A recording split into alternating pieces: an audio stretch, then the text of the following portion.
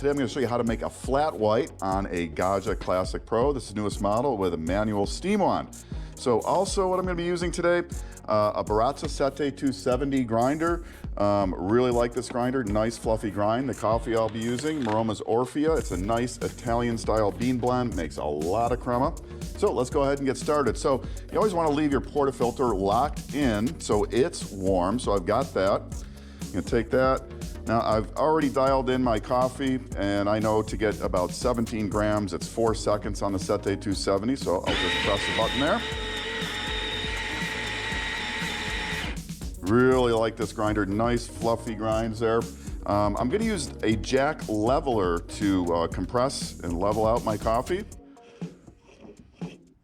Just lay that in there and spin that. Really like the jack here. It's got an adjustable, easily adjustable depth.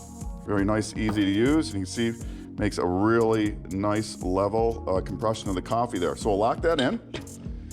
I'm using it's about a 6-ounce cup here.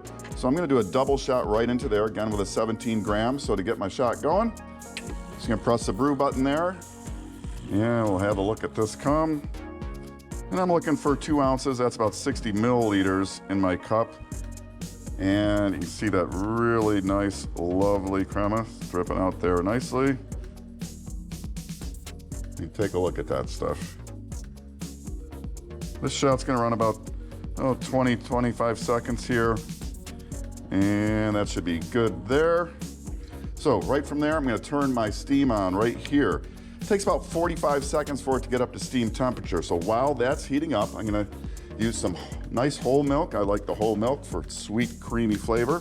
I'm using a Radaware latte art pitcher here. Now I'm not gonna pour any art on this. And I know that for my purposes in this drink, I need to go about, just a ½ an inch or so below where the spout starts. So here we go. There's our nice espresso. Oh, look at that crema. It really makes nice crema, the Maroma's Orfea.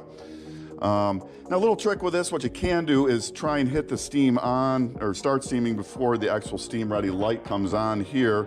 That'll keep the heating element on, maybe give you a little bit more steam power. You don't have to do that. One thing you do want to do is definitely always purge your wand. Now the light just came on, it's ready. So I'm going to purge any moisture out of the wand there. Got that out. Then I'm going to put the tip just below the surface of the milk here and turn my steam on. Now the tip position, that's going to help get a little air in. What I'm going to do is keep adding air until the outside of the pitcher just starts to warm. So I'm maybe just lowering the pitcher a little bit as the milk expands there. Pitcher is just starting to get warm, so I'm going to lower that tip down. Now I'm just going to continue heating the milk without adding more air, and I like that nice roll that's happening there. Until the outside of the pitcher is just too hot to hold. That's about 140 Fahrenheit. That's what I like. Then we're going to wipe the wand. Always purge your wand after steaming. And I'll shut my steam off in a minute. We're going to come back, cool down the boiler. I'll show you how to do that. So there's our milk. And if you've got any excess air bubbles you don't want in that, you just give it a few taps and swirls. And what you're looking for is something that looks a little bit like latex paint in a can. It's got that nice shiny surface. So from there, I'm just gonna do a pour. Now again, I'm not gonna do any art here. I'm gonna pour that right in the center and then just let a little bit of that foam on top. And there you go, a nice, beautiful, flat white. Let me take a taste here. That's delicious. So now you want to cool down the boiler. So I've got another steaming pitcher here. You could do it right into the drip tray if you want. So I'm going to do, I already turned my steam off. Now I'm just going to open the steam wand and turn on the brew switch until I get a stream of water coming out of the steam wand, full stream. Just like that. And that just cooled down, refilled my boiler, and that's it. Just give everything a little wipe down. So again, nice, beautiful flat white there with a double shot of espresso. Again, I was using the Maroma's Orfea, Barista Sette 270, and the new Gaggia Classic Pro with the manual steam wand. Toffee latte, cafe mocha, Espresso Martini, Caramel Cappuccino. The Mr. Coffee Cafe Barista Espresso Maker lets you create delicious coffeehouse drinks in one simple touch. Be your own barista, brewing rich espressos, aromatic cappuccinos, and decadent lattes in minutes. The 15 bars of pressure and automatic milk frother ensure fabulous results. To begin, fill the water reservoir and slide it into the unit. Pour the milk of your choice in the milk reservoir. Next, place the single or double shot filter inside the portafilter, depending on the type and size of your beverage.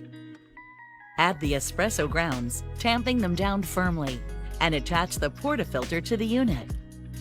Place your cup under the brew head and aim the frothed milk dispensing tube towards the center of your cup.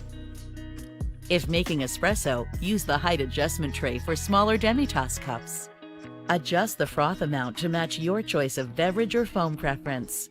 And using the one-touch preset buttons, select your desired beverage and size by pushing the corresponding button. Voila!